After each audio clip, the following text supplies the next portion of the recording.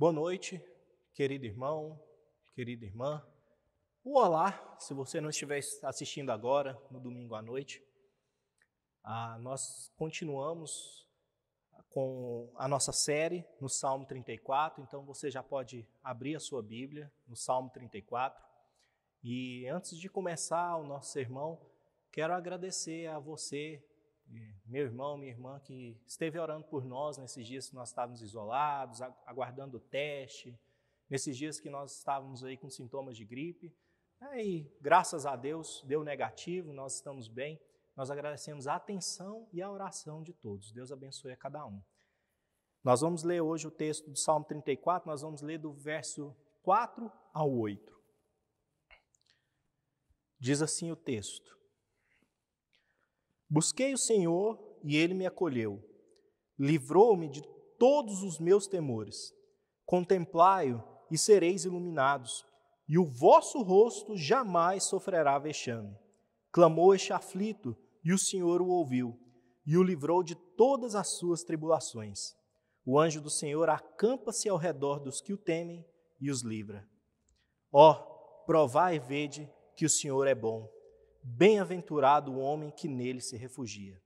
Vamos orar? Senhor, graças te damos pela sua palavra.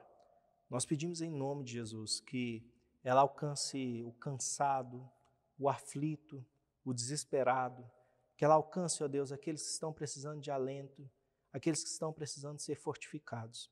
E aqueles que não estão nessa maneira, ó Deus, que possam ter a sua fé ainda mais alimentada e possam, ó Deus, estar junto a Ti, sendo conduzidos pelo Senhor, alimentados pelo Senhor. Ó Deus, cuida de nós, nos ensine, nós precisamos do Seu ensino, do Seu consolo, ó Deus, da Sua presença em nossas vidas. É em nome de Jesus que nós oramos. Amém.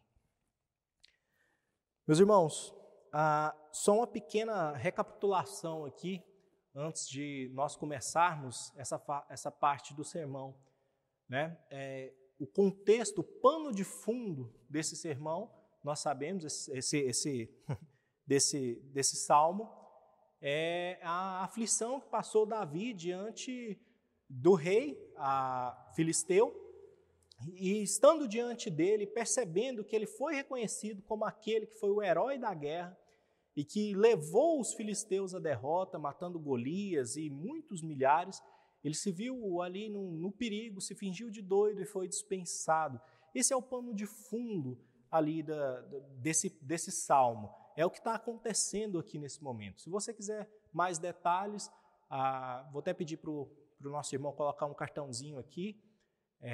No Salmo, no primeiro sermão que nós tivemos aqui no Salmo 34, esse pano de fundo está bem mais explicadinho, tá bom? Bem mais assim, detalhado, inclusive com o texto bíblico onde ele se encontra. E quando Davi passa por isso, ele percebe que diante das aflições é o Senhor que nós devemos buscar. É ao Senhor que nós devemos recorrer, é ao Senhor que nós devemos chamar, né? Se assim nós podemos dizer, clamar a Ele, chamar a abrir as nossas bocas e pedir ao Senhor que nos socorra. É a Ele que nós buscamos nos dias das aflições. Né? Esse aqui, a partir do verso 4 aqui, essa é uma ampliação do que Davi diz nos 3 primeiros versos, que nós vimos no primeiro sermão dessa pequena série que nós estamos fazendo, né? Da ideia de louvar ao Senhor, especialmente no que diz respeito do que foi assim comigo, pode ser assim com você, ou seja, desse chamado que ele faz no verso 3 a todos, para que eles engrandeçam o Senhor, né, para que eles exaltem o Senhor, essa convocação que ele faz. Então agora ele faz essa ampliação focado na busca pelo socorro de Deus. Né? Ele vai nos demonstrar que aqueles que buscam o Senhor sempre o encontram. Aqueles que buscam o Senhor sempre o encontram. E ele dá algumas provas disso aqui. Né? Então, quais são os fatos que provam que nós não seremos rejeitados pelo Senhor, que nós vamos encontrar o Senhor ao buscá-lo? O primeiro está no verso 4 e 5, é que Deus salva. Deus salva. Veja, para entendermos melhor essas primeiras questões, nós temos que entender o que Davi fala no finalzinho do verso 4. Ele vai dizer: busquei o Senhor e Ele me acolheu, livrou-me de todos os meus temores. Antes da gente entender essa dimensão do livramento, a gente tem que entender o que ele estava passando naquele momento, o que ele viveu naquele momento, o que deu inspiração para que esse salmo fosse escrito, para que esse salmo fosse composto, né? O temor do que ele fala aqui é diferente do que nós vamos encontrar no verso 7 e no verso 9 desse mesmo salmo, que tem a ver com admiração ao Senhor, o temor de Deus. As palavras do hebraico, inclusive, são diferentes, são palavras diferentes. O português, ele não faz essa diferenciação dessas palavras, né? Tudo temor, temor, temor, temor. Mas essa primeira palavra que Davi usa aqui, né, é a ideia mesmo de terror, né? Davi estava aterrorizado, ele passou por uma situação aterrorizante. E veja, Davi certamente tinha motivos para temer. O rei Aquis, né, poderia matá-lo ou torturá-lo, dar, se a gente pode dizer assim, um destino pior ainda do que a morte, uma morte cruel. Né? O rei Aquis poderia entregá-lo a Saul para que o matasse ou fizesse a mesma coisa. Tinha os mercenários de Saul perseguindo, e o próprio Saul que o perseguia. Então, ele tinha motivos para estar apavorado, ele tinha motivos para estar aterrorizado. Davi, né, era um guerreiro forte, mas um homem como outro qualquer, e certamente ele não tinha um coração de ferro. Ninguém tem, né? E aqui entra a ação do Senhor, né? Mais uma vez. E aqui que nós entendemos a ação do Senhor. No meio desse terror que ele estava passando, no meio dessa dificuldade que ele estava passando, dessa pressão que ele estava passando, nós vamos entender isso um pouco melhor nos versos que nós vamos ver à frente, dessa pressão terrível que ele estava passando, desse medo de um destino talvez pior do que a morte, né? De torturas terríveis, de ser realmente massacrado pelos seus inimigos. É aí que nós entendemos a ideia que ele vai trazer no verso 4 e 5, quando ele diz: busquei o Senhor e ele me acolheu. Né? Talvez no desespero, Davi ali diante de Aquis, ele tenha orado e achado essa acolhida. Às vezes nós temos essa estranha mania de achar que boas orações são orações previamente escritas, com palavras bonitas, né? E mal nenhum há nisso, na verdade. Nós temos orações belíssimas que foram escritas ao longo da história e que muito edificam e muito nos ensinam a orar. Mas às vezes, na hora do desespero, na hora do aperto, na hora do socorro, não é bem por aí que nós estamos orando. Às vezes nós não vamos ter tempo de escrever e pensar em belas palavras. Algumas orações, elas são muito breves, né? Nós temos o exemplo de Pedro, por exemplo, que ao começar a afundar, né, andando sobre o mar, a única coisa que ele conseguiu dizer é: Senhor, salva-me. Essa é a oração mais breve que Pedro fez, que está registrada na Bíblia. Senhor, salva-me. Talvez Davi, ali no momento da aflição, que ele percebeu que ele, na verdade, onde ele foi buscar alento, onde ele foi buscar refúgio, ele ia encontrar a morte, ele tenha chamado ao Senhor e clamado ao Senhor e dito ali rapidamente: Senhor, ensina-me o que eu devo fazer. Senhor, livra-me. Senhor, socorre-me. Algumas orações, elas só precisam ser breves, elas sempre devem ser reverentes, elas sempre devem ser em temor, né? Mas nem todas nós vamos conseguir fazer de uma maneira mais longa, por exemplo, de uma maneira mais elaborada. Né? Eu não estou desincentivando que você tenha a sua oração com o Senhor, a sua introspecção, a sua reflexão com o Senhor, a sua vida de oração diária, de maneira nenhuma. A questão é que, às vezes, na adversidade, no aperto, é melhor uma rápida oração do que confiar em si mesmo. Porque ele diz: eu busquei ao Senhor e fui acolhido. Então é melhor uma rápida oração em meio à tribulação do que, então, confiar em si mesmo. Não é? E ele vai dizer ainda no verso 5: contemplai o Senhor e sereis iluminados, e o vosso rosto jamais sofrerá vexame. Né? Fixe os olhos no Senhor, é o que ele está dizendo aqui, e você não se desesperará. Contemple o Senhor, perceba a ação de Deus, a grandeza de Deus, a força de Deus, tudo aquilo que Ele é, todo modo como Ele age. Perceba todas essas coisas e queira todas essas coisas. Contemple o Senhor. E o seu rosto será iluminado e você não se decepcionará. Fixe os olhos em Cristo, é a melhor maneira que você tem. É a melhor maneira que você tem de contemplar o Senhor. É fixando os seus olhos em Cristo, que é o Verbo encarnado. Quem vê a Ele, vê o Pai.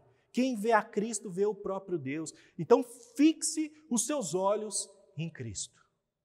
Fixe os seus olhos em Cristo, contemple o Senhor e você jamais será envergonhado, porque a esperança que nós temos em Deus, diz Romanos capítulo 5, não decepciona. Não decepciona. Então, aqui nós temos essa ação do Senhor, essa iluminação. Nós vamos encontrar verdadeira salvação no Verbo encarnado. E que vai além, muito mais das circunstâncias. Veja, essa mesma ideia da iluminação do rosto está em Isaías, capítulo 60.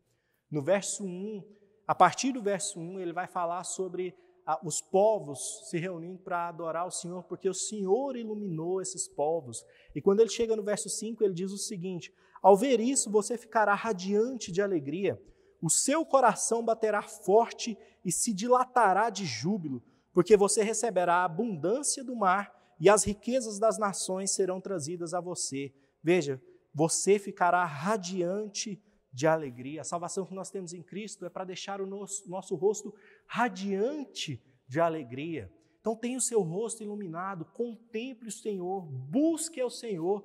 Nós estamos em dias desesperadores, dias difíceis, mas o Senhor continua com a sua mão estendida. O Senhor continua com a sua mão estendida, e quem percebe a grandeza do Senhor, ele tem esse rosto iluminado pela alegria, que é viver nele, por meio dele e para ele. Isso também vai nos ajudar a não esmorecer na vida cristã, vai nos ajudar a não esmorecer nas nossas orações. A busca pelo Senhor e o contemplar pelo Senhor é combustível para a vida cristã também, para a própria vida de oração, que é parte essencial da vida cristã. Busque ao Senhor e você o encontrará. Contemple ao Senhor e seu rosto não sofrerá vexame, porque Ele está de mãos estendidas, Ele está de braços abertos. Busque ao Senhor e você vai encontrar salvação. Há aqui também uma crescente de glória no coração, não a glória própria, mas a do Senhor, né? E uma profunda edificação na aproximação dele. É uma ideia que passa perto do que Paulo está dizendo em 2 Coríntios, capítulo 3, verso 18, quando ele diz: e todos nós, com o rosto descoberto, contemplando a glória do Senhor, somos transformados de glória em glória na sua própria imagem, como pelo Senhor, que é o Espírito. Contemplar o Senhor nos traz alento, nos traz refúgio. Essa ideia da busca ao Senhor nos traz refúgio e nós vamos encontrar nele também profunda edificação. Nós seremos transformados de glória em glória. A segunda prova que nós temos aqui, que Davi nos dá, de que aqueles que buscam o Senhor o encontrarão, é que Deus guarda, o Senhor nos guarda. Veja o que ele diz no versos 6 e 7. Ele diz: clamou este aflito, e o Senhor o ouviu e o livrou de todas as suas tribulações.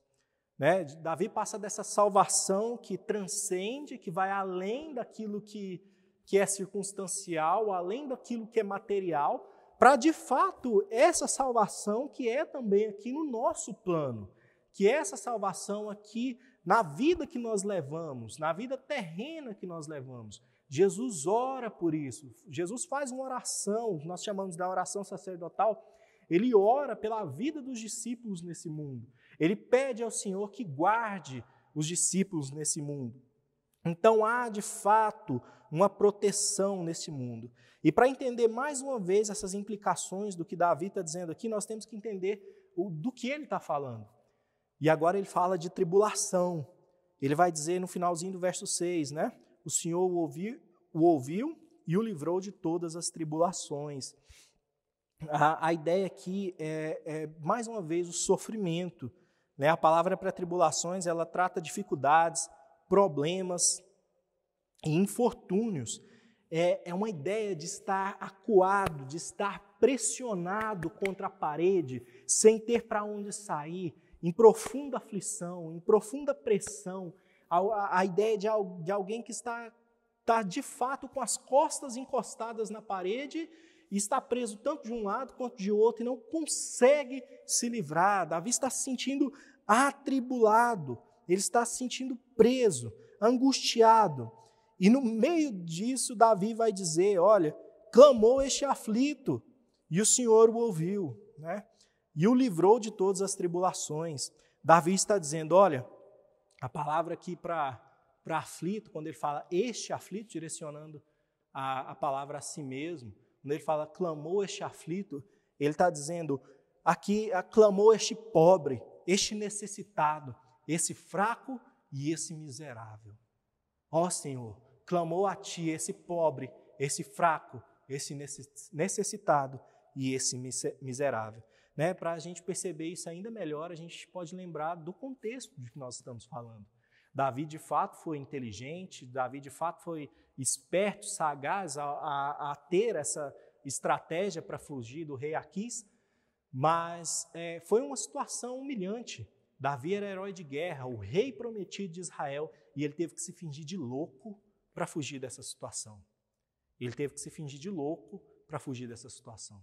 E Davi, em nenhum momento, apesar, como nós já falamos anteriormente, né, no nosso último sermão, no Salmo 34, ele não atribui essa salvação a si mesmo, ele não atribui esse livramento a si mesmo, mas ao Senhor. E mais uma vez ele traz essa ideia aqui, Davi, o herói de guerra, prometido rei de Israel, passou por isso. E ele sabia o seu lugar, ele sabia da sua impotência, ele sabia da sua necessidade. E o Senhor o livrou. O Senhor o salvou, o Senhor cuidou dele. Nós temos o exemplo de Paulo também no Novo Testamento, que recebeu grandes livramentos do Senhor. No último sermão nós também falamos, né, de como Paulo fugiu, né, da cidade por dentro de um cesto pela janela da muralha. Né, tem esse episódio, nós também temos o episódio do naufrágio, as prisões de Paulo e tantas outras coisas que Deus o livrou segundo o seu propósito. E aí que nós temos aqui uma lição para nós. Nós sempre seremos livrados segundo o propósito de Deus. As coisas não nos atingirão enquanto Deus quiser nos usar para algo aqui. Enquanto Deus quiser que nós vivamos algo aqui, que nós preguemos o Evangelho para alguém, que nós sejamos objetos para a pregação do Evangelho e salvação de alguém. Enquanto Deus tiver um propósito para nós aqui nessa terra, Ele seguirá nos protegendo, Ele seguirá nos livrando. E na nossa impotência, né, que nós vamos perceber a grandeza de Deus. Quando nós entendemos que é Deus quem nos guarda, que é Deus quem nos livra, que é Deus que cuida de nós, nós vamos aprender a grandeza de Deus, como Paulo aprendeu. Ele disse assim, então ele me disse, lembra do espinho da carne de Paulo? A minha graça é o que basta para você, porque o poder se aperfeiçoa na fraqueza. De boa vontade, pois, mais me alegrarei nas fraquezas, para que sobre mim repouse o poder de Cristo. Por isso, sinto prazer nas fraquezas, nos insultos, nas privações, nas perseguições, nas angústias, por amor de Cristo. Porque quando sou fraco, então é que sou forte. Segundo aos Coríntios 12, do 9 ao 10. Veja, Paulo entendeu que a sua força não importa. Importa o que Deus faz através da sua fraqueza. O poder de Deus se aperfeiçoa nessa fraqueza. E Ele é esse Deus que caminha conosco, que nos salva e que cuida de nós. E aqui no verso 7, um verso muito conhecido, muito citado, que é o anjo do Senhor acampa-se ao redor dos que o temem e o livra. Né? Aqui há uma controvérsiazinha teológica, nada muito grave, mas algumas pessoas creem que aqui é o anjo do Senhor, como aparece no Antigo Testamento às vezes, se referindo a Jesus, ou ao próprio Deus encarnado para fazer algum tipo de manifestação, pré-encarnado, na verdade, né, para fazer algum tipo de manifestação aqui na terra, ou se é de fato Deus que envia os anjos, né, para guardar os seus. Nesse caso desse salmo, eu sou mais adepto da segunda ideia. Mas veja, a gente às vezes deixa de pensar que de fato se é o anjo ou se os anjos se acampam, a gente esquece de pensar que é Deus quem os envia. Às vezes nós nos perdemos nas controvérsias e perdemos a lição que Deus quer nos dar de vista.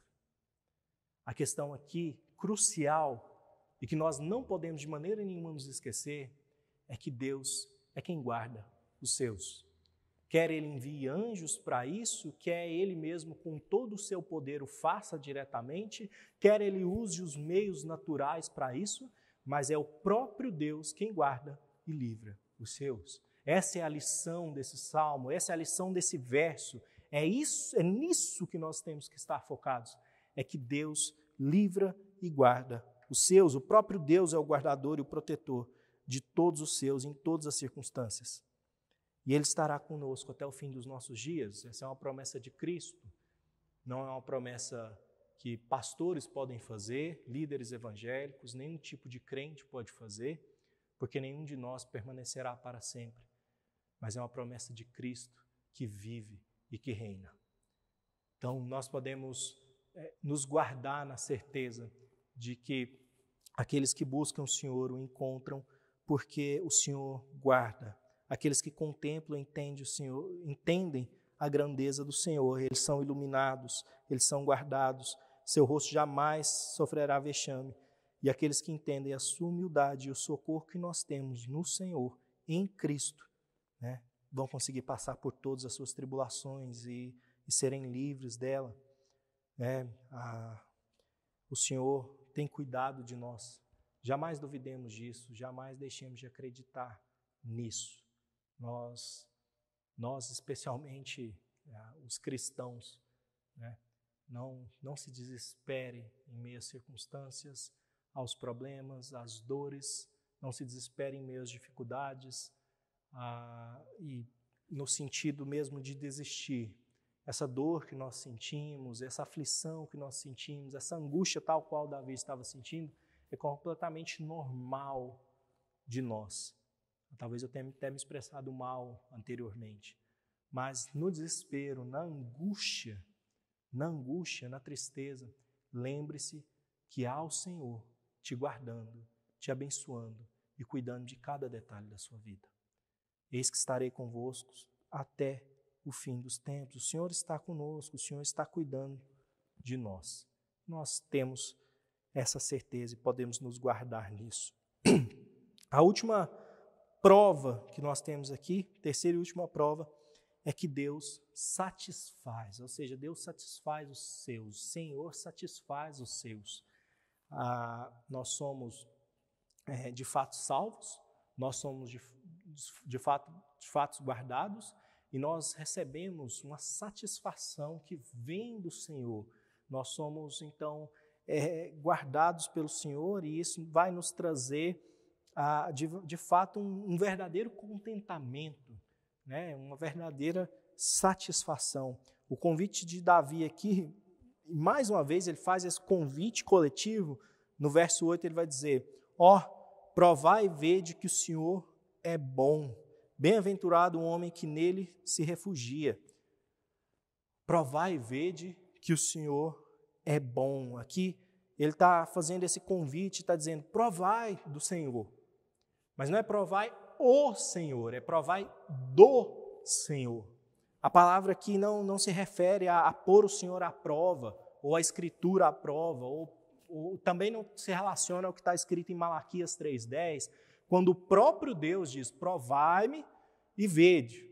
Não, aqui é a ideia mesmo o convite aqui é para se alimentar do Senhor, para experimentar do Senhor. É o deleite na Escritura, a vida de oração, é aquilo que nós temos de mais precioso aqui nesse mundo, que é uma vida de relacionamento real e sincero com Deus. É um convite para experimentar do Senhor, para provar do Senhor. No Senhor, isso então nós precisamos disso, o deleite nas Escrituras. Né? É esse convite que ele está fazendo, e isso vai trazer para nós essa percepção da bondade de Deus. Vai trazer para nós uma clara percepção de que o Senhor é bom. Isso vai nos trazer grande graça, né? Diz Davi, bem-aventurado o homem que nele se refugia. É nesse Deus grande, o Senhor, que é profundamente satisfeito quem nele busca socorro. É nesse Deus grande, no Senhor que é profundamente satisfeito quem nele busca socorro. Há no Senhor um alento no dia da tristeza, socorro, há socorro no dia de dificuldade, proteção no ataque e esperança em Cristo. E essa esperança que nós temos em Cristo, ela é no dia do luto, da dor, da tristeza e até da própria morte. No dia da nossa própria morte, se assim nós tivermos tempo para pensar nisso, nós poderemos nos guardar pensando que aqui os nossos olhos se fecham e a nossa vida começa na eternidade. Então nós temos essa esperança no Senhor, e nós somos bem-aventurados por isso, felizes, grandemente abençoados, grandemente agraciados pelo Senhor. E esse é o convite de Davi: provai do Senhor. Encontre satisfação para a sua alma, encontre alegria real, encontre profundidade verdadeira no Senhor. Experimente do Senhor e tenha tudo, absolutamente tudo que Ele pode te dar. Tudo aquilo que Ele quer te dar. Todas as bênçãos espirituais, celestiais que se encontram em Cristo. Provai do Senhor.